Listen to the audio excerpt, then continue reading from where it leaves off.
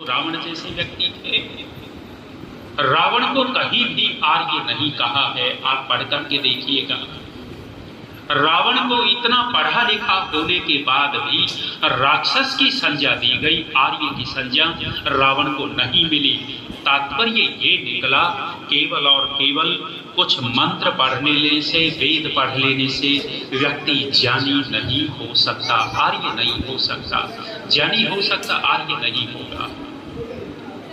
तो अब हम इस ज्ञानी शब्द का अर्थ क्या लें? बहुत सामान्य सा अर्थ में कर रहा हूं। सामान्य सा अर्थ है ज्ञानी का समझदार।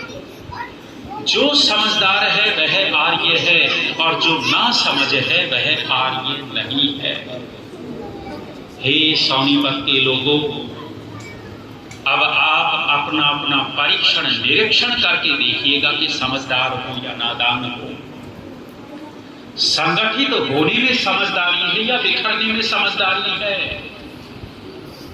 बुद्धि लगा करके देखिए। जब हम इकट्ठा होते हैं, एक होते हैं, ये पांचों उंगली जब बंधती हैं तो मुक्का बनता है, और ये मुक्का किसी को बंद करके लगता है तो दूसरे को पता लगता है कि वार हुआ है।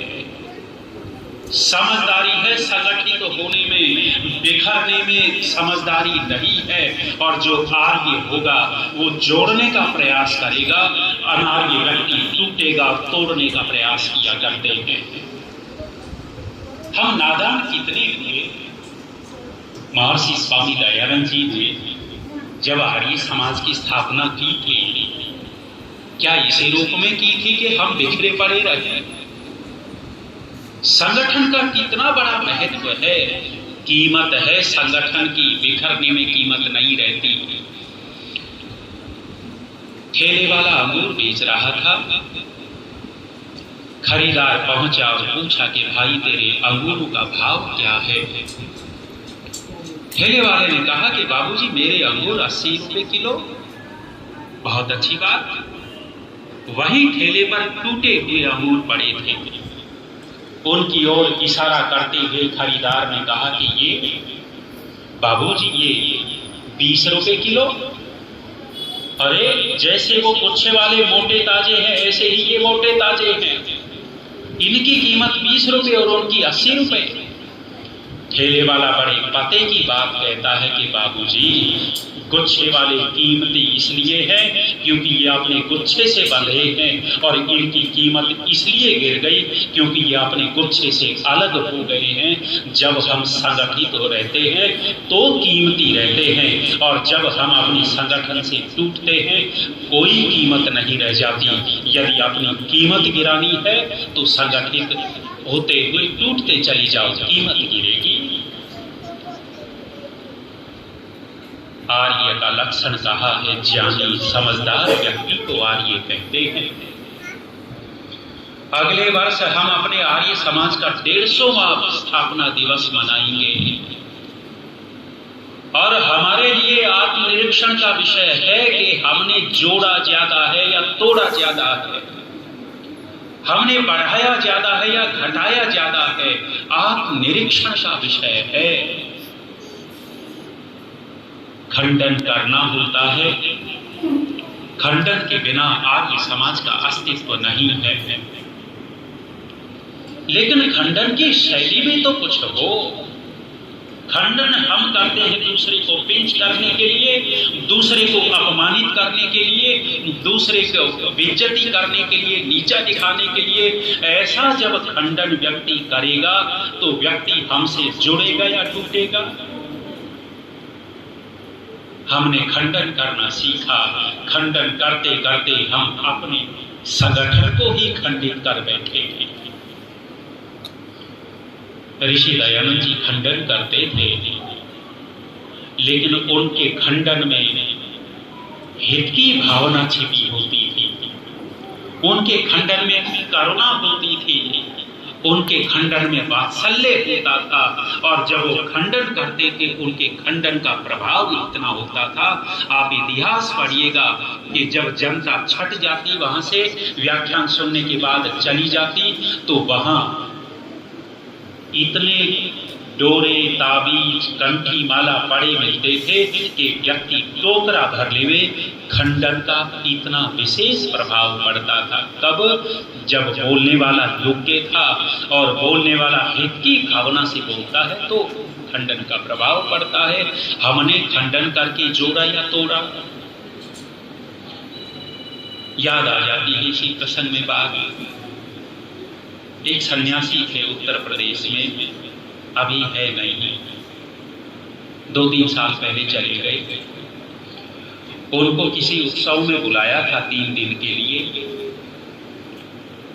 उत्सव में बुलाया तो पहले दिन की पहली सभा संपन्न हो गई थी। जब पहली सभा संपन्न हुई तो सन्यासी ने बड़ाई बहुत की व्यवस्था की। भाइयों, तुमने मंच बहुत अच्छा बना रखा है, भाइयों तुमने माइक बहुत अच्छा मंगवा रखा है, तुम्हारा टेंट कितना सुंदर है, और सुबह सुबह कितनी बढ़िया व्यवस्था के बादाम छिल करके मेरे सामने आ गए नाश्ते में।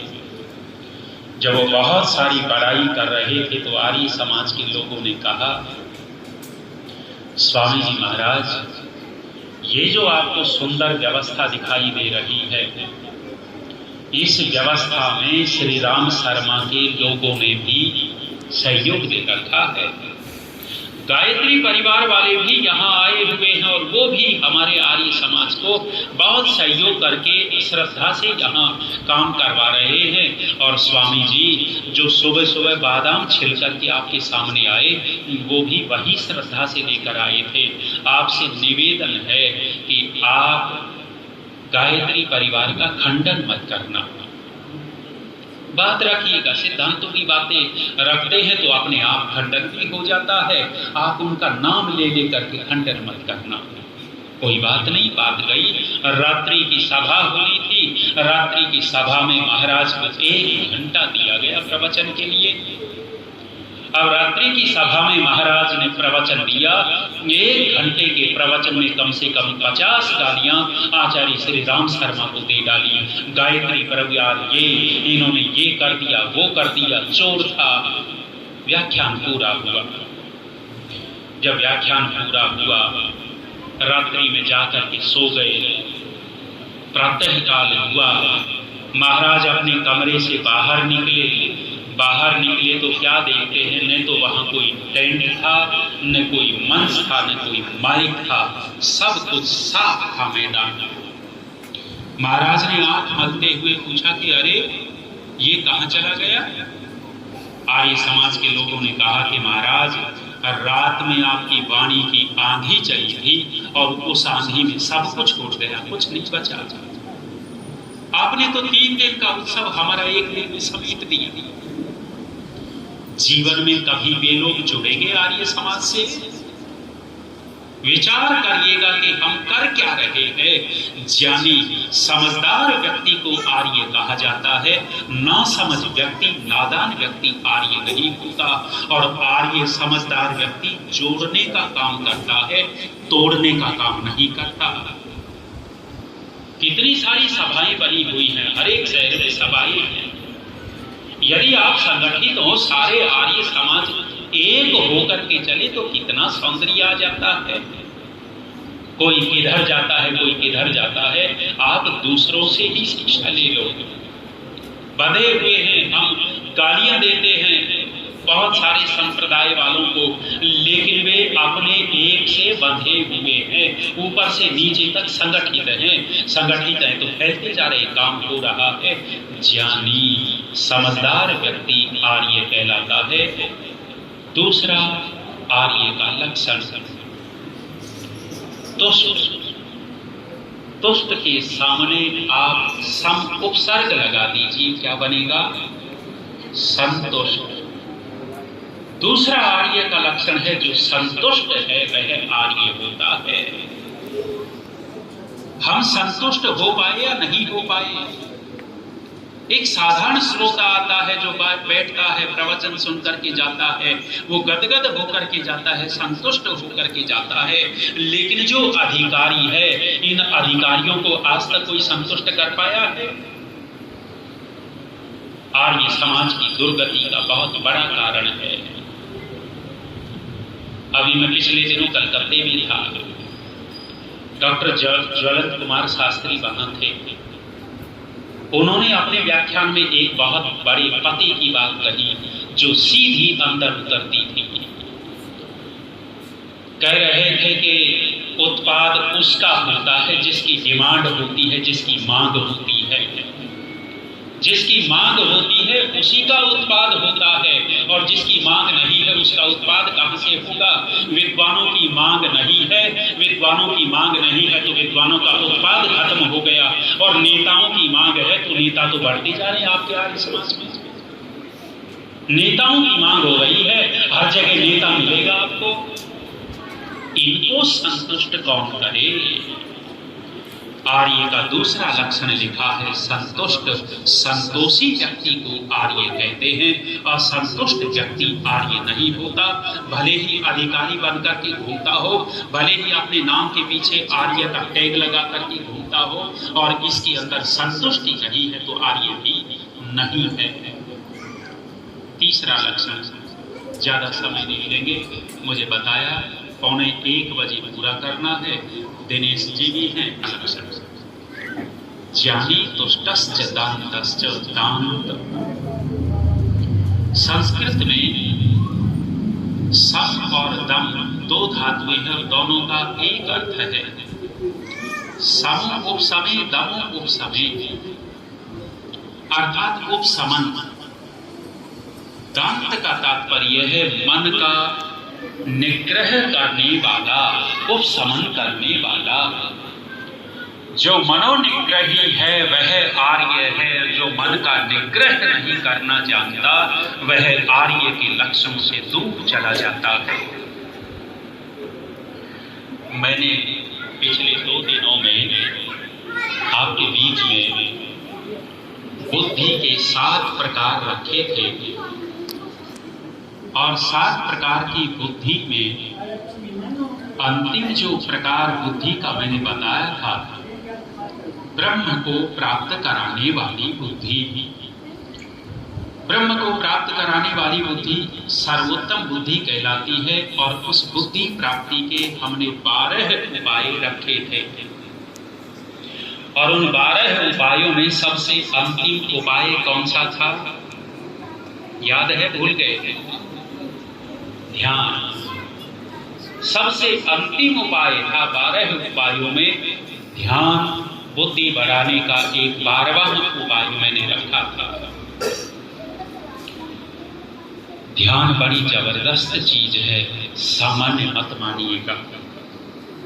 आप ऑफिस में काम कर रहे हैं, थकान महसूस कर गए, आप अपना पेन रख दीजिए, फाइल को बंद करिए, शांत भाव से बैठिए, 2 मिनट के लिए कोमलता से आंखें बंद कीजिए, लंबे गहरे श्वास लीजिए और कुछ क्षण के लिए ध्यान कीजिएगा। केवल आप 2-3 मिनट यदि एकाग्र होकर के ध्यान कर लेंगे, ध्यान करते ही आपकी 4-5 घंटे की थकान केवल 2-3 मिनट में आपको कम होती दिखाई देगी। इतना बड़ा जबरदस्त साधन है ध्यान। अवसाद में बहुत सारे लोग चले जाते हैं, अवसाद में चले जाते हैं। यदि वह व्यक्ति ध्यान करने लग जाए तो अवसाद से भी बाहर आ जाएगा। अनुभव है हमारे। जब मैं गुरुकुल सुंदरपुर में था, कुटिया सुंदरपुर, पड़ोस के गांव के परिवार जुड़े हुए थे। वहां एक किसान बहुत मेहनत करके अपने दोनों बेटों को पढ़ा रहा था। मेहनत करता था, कर्जा लेकर के बच्चों को पढ़ा रहा था। बड़े वाला लड़का 12वीं पास कर गया, और 12वीं पास करके उसने सेना में परीक्षा दी तो लेफ्टिनेंट लग गया उनका लड़का। जब लेफ्टिनेंट लग गया,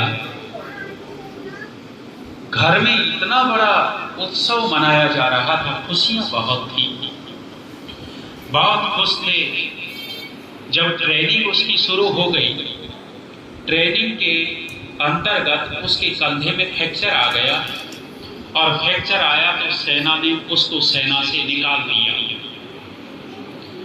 एक गरीब किसान जो मेहनत करके कर्जा लेकर के बच्चों को पढ़ा रहा हो, नौकरी लग जाए, उसके लिए इससे बड़ी खुशी की बात कोई नहीं थी। और लगी लगाई नौकरी छूट जाए तो इससे बड़ी दुख की बात भी उनके लिए कोई नहीं थी।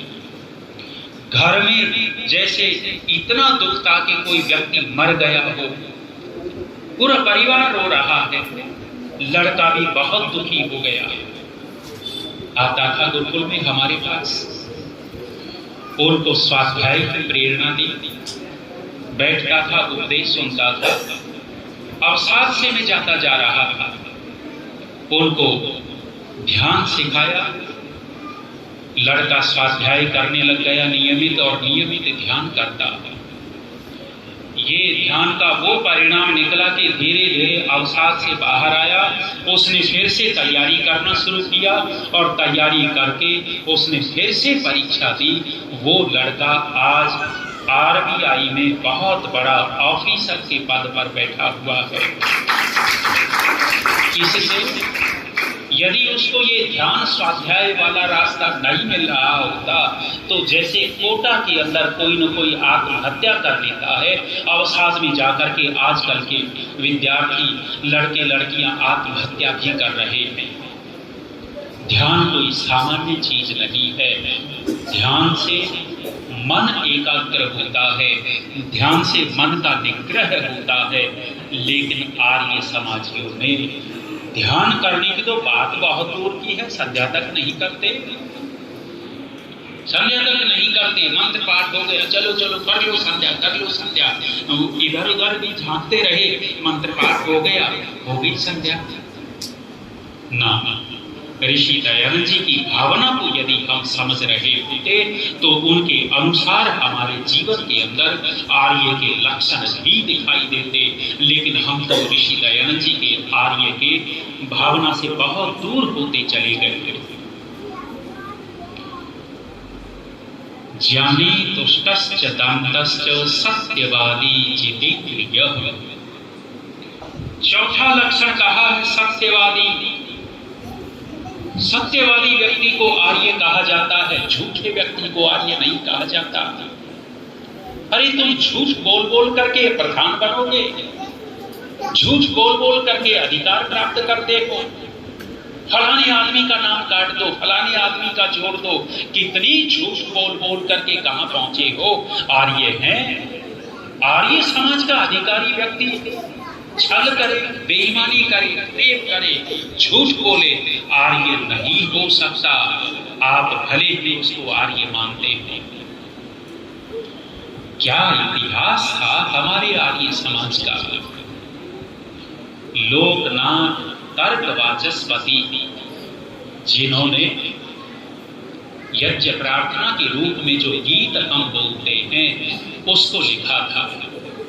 नाथ करुणा रूप करुणा, वो जो नाथ शब्द जुड़ा है, लोकनाथ तर्क वाचस्पति प्रचार करने गए हुए थे कहीं। जब प्रचार करने गए हुए थे तो आजकल जैसे तो साधन थे नहीं, कहीं रहट पर गए हुए थे, स्नान करना था, वस्त्र धोने थे, कपड़े धो रहे थे, उपदेशक थे। एक व्यक्ति आया और व्यक्ति आकर के उनको कहता है कि पंडित जी, मैं अपना सामान आपके पास रख करके जा रहा हूं, मैं थोड़ी देर में आ जाऊंगा, संभालना मेरा सामान। पंडित जी ने कहा कि भले आदमी जल्दी आना, मुझे भी जाना है।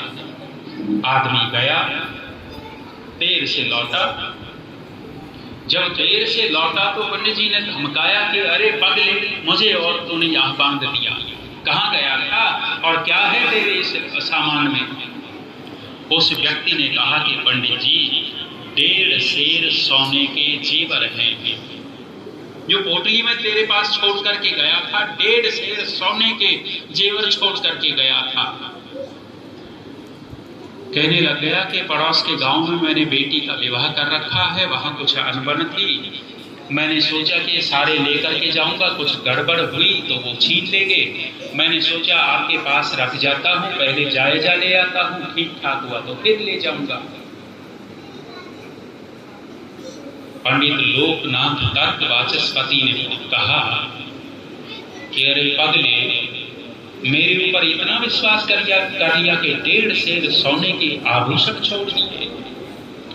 वो व्यक्ति कहने लग गया कि मैंने देखा कि आप आर्य समाजी हो और आर्य समाजी बेईमान नहीं होता, इसलिए आपके पास छोड़ गया, इसलिए आपके पास छोड़ गया। सत्यवादी, इतना सत्य का आचरण था उन लोगों का, और वे लोग इतने विश्वसनीय होते थे कि लोग अपने आभूषण छोड़ जाते थे। कितना स्वर्णिम इतिहास रहा होगा। आज हम जो आर्य के लक्षण आपके सामने रख रहे हैं, घटित हो रहे हैं पूरे के पूरे। बड़े बड़े विद्वान झूठ बोलते दिखाई देते हैं। मेरे गुरुकुल में 150 विद्यार्थी हैं, 150, दान दो, हाय भूखे मर गए बच्चे, ये हो गया, गायों को चारा नहीं मिल रहा। बच्चे हैं केवल 15, बता रहा है 150, आचार्य है, आर्य है। कैसे ठगते घूमते हैं। झूठा व्यक्ति आर्य नहीं होता, सत्यवादी, सत्य बोलने वाला आर्य कहलाता है। और इस सत्य में बल बहुत है। भले ही आरंभ में संकट आते हो, परेशानी आती हो, लेकिन सत्य के अंदर ताकत बहुत है। और जिसके ये ताकत मिल जाती है, सत्य का बल मिल गया, परमात्मा उसका हिमायती हो जाता है। संसार के लोग भले ही हिमायती न होते हैं। सत्यवादी प्रसंग के साथ सुना रहा हूं। विवाह हुआ था, पत्नी घर में आ गई। देवता पहले ही दिन से कहने लग गया, तू जानती है मैं कितना सत्यवादी, तू जानती है कितना सत्यवादी। 6 बार दिन में कह दिया और 3 दिन हो गए खोपड़ी खाते हुए सत्यवादी सत्यवादी। चौथे दिन कोई व्यक्ति इनसे मिलने के लिए आया। मिलने आया कि भाई घर पे है क्या। इसने पत्नी को कहा कि बाहर जाओ और कह दो कि घर पे नहीं है। पत्नी ने कहा कि भले आदमी 3 दिन हो गए दिमाग खाते हुए, कहां चला गया तुम्हारा सत्यवादी बना। अब ये सत्यवादी कहता है कि बाहर जाकर के झूठ तो तू बोलेगी, मैं थोड़ा ही बोलूंगा। झूठ तो तुझे बोली, हम तो सत्यवादी के सत्यवादी। ऐसे आवरण ओढ़े हुए तथा कथित सत्यवादी बहुत मिल जाएंगे, लेकिन आर्य नहीं हो सकते। अगला लक्षण आर्य का कहा, जितेंद्रिय। संयमी व्यक्ति आर्य होता है, लंपट व्यक्ति को आर्य नहीं कहा जाता। और अगला लक्षण दाता। दाता का तात्पर्य है देने वाला। दानी व्यक्ति को आर्य कहते हैं, हड़पने वाले व्यक्ति को आर्य नहीं कहा जाता। सभा का प्रधान बन गया तो पूरे एकड़ की एकड़ जमीन हड़प गया, पता नहीं लगता कि कहां गई जमीन, कब्जे करवा दिया, कब्जे कर लिए। आर्य नहीं हो सकता। आर्य तो वे लोग थे। आप गुरुकुल कांगड़ी में कभी जाकर के देखिएगा, जो पुराना गुरुकुल कांगड़ी है, वो गंगा नदी पार करके जाना पड़ता है।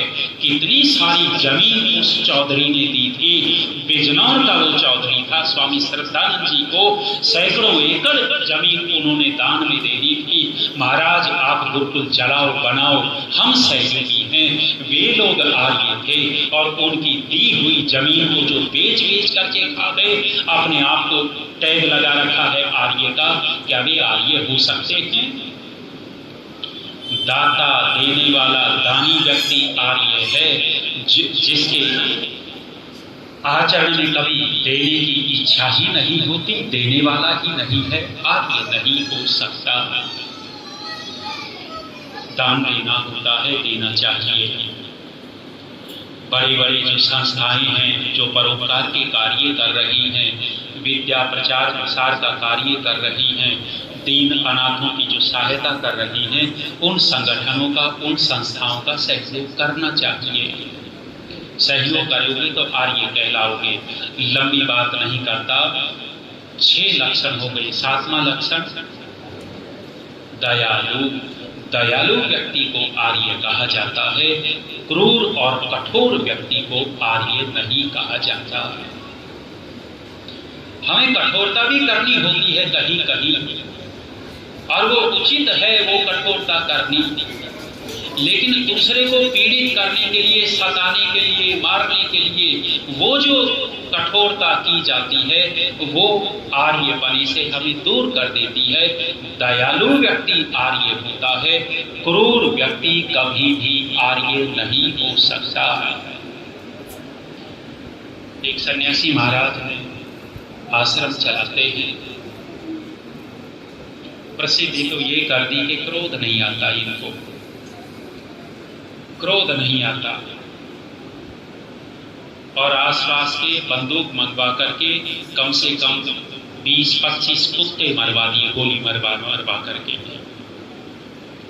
प्रसिद्ध ये कर रखी है, बड़ा शांत सन्यासी, गुस्सा नहीं आता इनको। और क्या करता है, कुछ 2-4 लोगों को बुलवा करके, कुत्ते बड़े परेशान कर रहे हैं, क्या करें इनको, भर करके दूर भी 10-20-50 किलोमीटर दूर छुड़वा देते। लेकिन क्या करवाया जा रहा है, शुभ करो इनको। एक और आचार्य, गुरुकुल में बकरियां आ जाती थी, भेड़ बकरी चराने वाले आते तो गुरुकुल में आ जाती। अपने विद्यार्थियों को कहा, पास में पहाड़ी थी, भेड़ों को ऊपर चढ़ाओ, फेंक दो नीचे। आचार्य सन्यासी, साधारण आदमी भी ऐसी हिम्मत न करे, उसके अंदर भी कुछ दयालुता आ जाए, लेकिन तथाकथित बड़े बड़े बन करके क्रूरता करते हैं। क्रूर व्यक्ति आर्य नहीं होता। अब इन्होंने स्वयं ही कहा था कि मैं समय की पाबंदी नहीं कर रहा, और माइक समान किया, लक्षण पे पहुंच गया। दयालु, दयालु व्यक्ति आर्य कहलाता है। अंतिम लक्षण नम्रश्च, विनम्र व्यक्ति को आर्य कहा जाता है। सरल व्यक्ति को आर्य कहा जाता है। जो अकड़ू हो, जो घमंडी हो, अहंकारी हो, जो झुकना नहीं जानता, उसको आर्य नहीं कह सकते। स्वाभिमान के लिए हमेशा अपना सीना तान सकते हो, लेकिन कहीं बड़ा कार्य हो रहा हो, देश राष्ट्र समाज का संगठन का बड़ा कार्य हो रहा है, वहां झुकते चले जाएंगे, नम्रता रखेंगे तो आर्य कहलाएंगे। और बड़े काम के लिए झुक नहीं रहे, हमारे झुकने से बहुत बड़ा काम होना था, हम झुके नहीं, आर्य नहीं हो सकता। आर्य है विनम्र व्यक्ति, सरल व्यक्ति। हम अपने अंदर घटा करके देखें कि हमारे अंदर आर्य के कितने लक्षण घटते हैं। महर्षि स्वामी दयानंद जी ने इस संगठन का नाम आर्य समाज रखा, दयानंद समाज नहीं रखा। अपने गुरु के नाम से विरजानंद समाज या विरजानंद मिशन नहीं रखा, आर्य समाज ही रखा है। तो निश्चित रूप से ऋषि के मन में आर्य की विशेष परिकल्पना रही होगी। और आर्य है कौन, ये 8 लक्षण जिसके अंदर जितने जितने घटते हैं उतना उतना आर्य है। मैंने ये कुछ बातें आपके बीच में दाता दयालु नम्रश्च स्यात् आर्यो हि अष्टभिः गुणैः, अष्टभिः गुणैः स्यात् आर्यः। 8 लक्षणों से व्यक्ति आर्य होता है, आर्य कहलाता है। एक एक पर थोड़ा थोड़ा विचार करते हैं। पहला लक्षण कहा है ज्ञानी। मूर्ख व्यक्ति को आर्य नहीं कहते, ज्ञानी व्यक्ति आर्य होता है। और ज्ञानी का मतलब आप बहुत कुछ निकाल सकते हो। बहुत सारी डिग्रियां जिसने ले रखी है, मेरे जैसे व्यक्ति ने 10, 20, 50 मंत्र